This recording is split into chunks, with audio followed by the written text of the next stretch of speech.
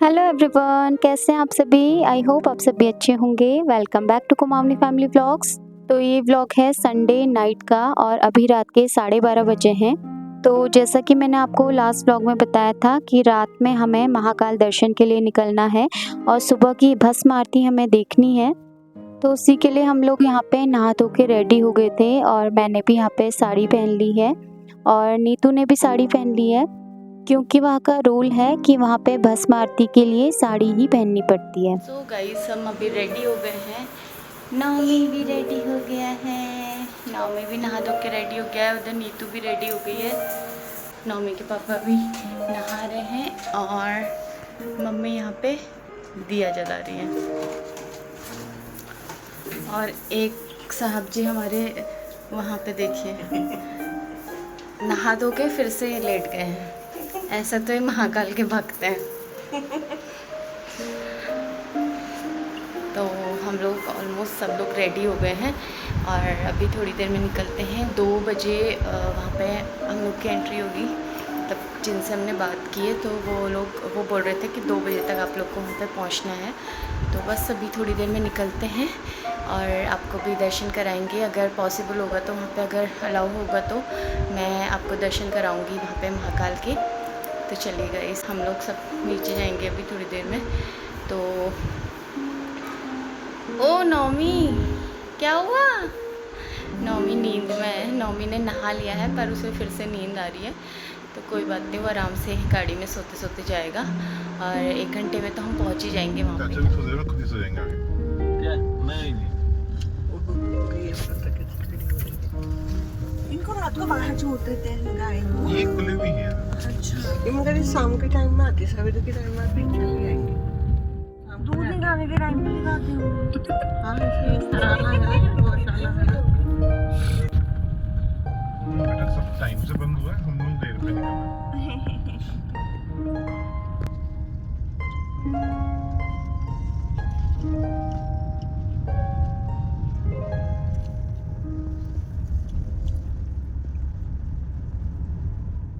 So guys, अभी हम पहुँच गए हैं मंदिर के गेट पे और हम लोग अंदर को एंटर कर रहे हैं और नौमी के पापा गाड़ी लगाने गए थे पार्किंग पे। और इस टाइम ना यहाँ पे इजीली पार्किंग मिल भी गई थी और मंदिर के गेट से ही इतनी सारी शॉप्स लगी हुई थी प्रसाद की और गेट से ही इतनी लंबी लंबी लाइनें लगी हुई थी। हम लोगों ने तो वीआईपी पास लिया हुआ था, इसलिए हमें लाइन में नहीं लगना पड़ा, हमें डायरेक्ट अंदर एंट्री मिल गई थी। पर बहुत सारे लोग वहाँ पे ऐसे भी आए हुए थे कि 1 दिन पहले से वो लोग लाइन में लगे हुए थे। 1 दिन पहले सुबह से वो लोग लाइन में लगे हुए थे और कई लोग तो रात से ही लाइन में लगे हुए थे और बहुत दूर-दूर से यहाँ पे लोग आए हुए थे। और पता नहीं वहाँ पे ना महाकाल की क्या इतनी कृपा रही कि नौमी ने हमें बिल्कुल भी परेशान नहीं किया और ना ही वो खुद परेशान हुआ। तो इस बात की हमें वहाँ पे बहुत खुशी हो रही थी। वो सिर्फ़ अपने पापा की गोदी में था, कभी हाथ पकड़ के चल रहा था और बाकी टाइम वो सो ही गया था वहाँ पे।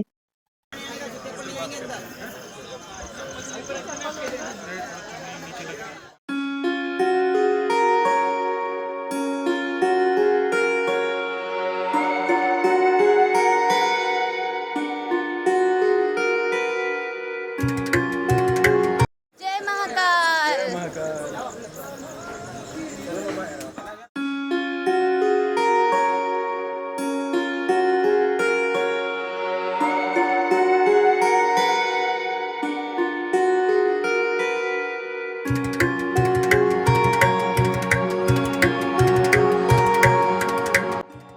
तो हम करीब 2 बजे गेट के पास पहुँच गए थे और उसके बाद हमें वो भैया भी मिल गए थे जो हमें अंदर दर्शन के लिए लेके जाने वाले थे।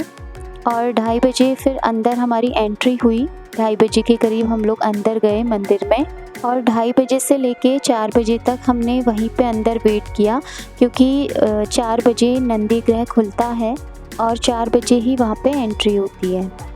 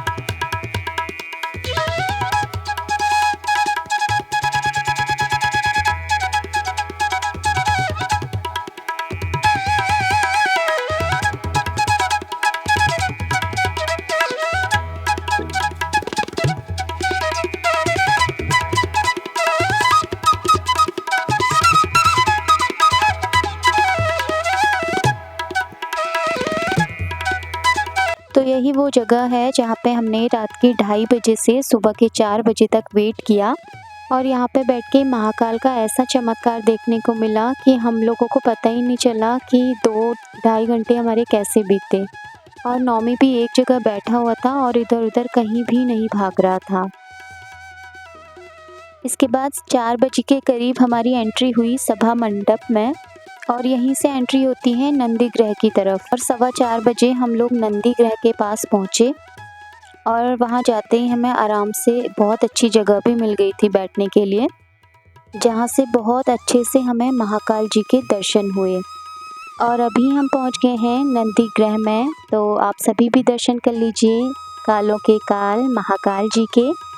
और यहाँ पे पहुँचते ही ना मन इतना ज़्यादा शांत हो गया था, अंदर से इतनी अच्छी पॉजिटिविटी आ रही थी, मैं एक्सप्लेन नहीं कर पाऊँगी कि कितना ज़्यादा अच्छा लगा हमें यहाँ आके। बस दिल कर रहा था कि यहाँ पे बैठ के बस महाकाल जी को निहारते ही रहें। तो जैसा कि आप वीडियो में देख ही रहे हैं, सबसे पहले महाकाल जी को स्नान कराया गया। स्नान कराने के बाद उनका बहुत सुंदर श्रृंगार किया गया। देखिए कितना सुंदर श्रृंगार किया जा रहा है उनका।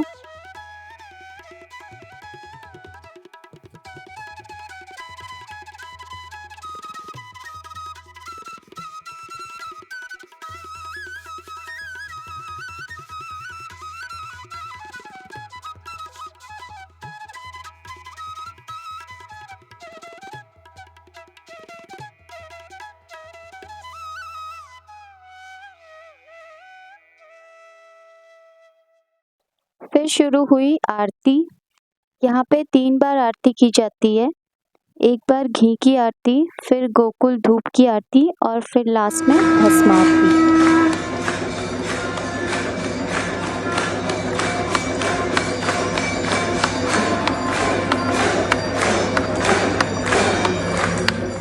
और अभी यहाँ पे चल रही है भस्म आरती की तैयारी, तो उसके लिए यहाँ पे भोले बाबा को पूरा कवर कर दिया जाता है। और भस्म आरती के दौरान जितनी भी महिलाएं बैठी रहती हैं, उन्हें ये भस्म आरती देखना अलाउड नहीं है, क्योंकि माना जाता है कि भस्म आरती के दौरान भोले बाबा निराकार रूप में होते हैं, इसलिए उस टाइम सारी महिलाएं घूंघट कर लेती हैं।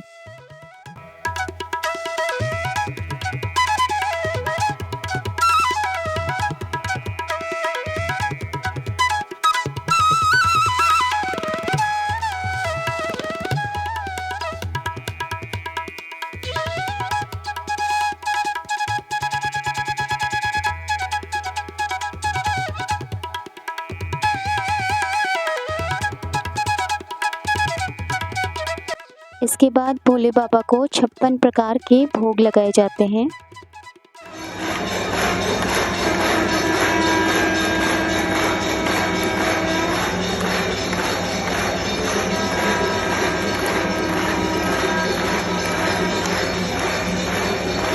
और इसके बाद शुरू होती है भोले बाबा की लास्ट आरती, जो पूरे अंधेरे में की जाती है, मतलब वहाँ की सारी लाइट्स ऑफ कर दी गई थी और फिर लास्ट में ये आरती हुई।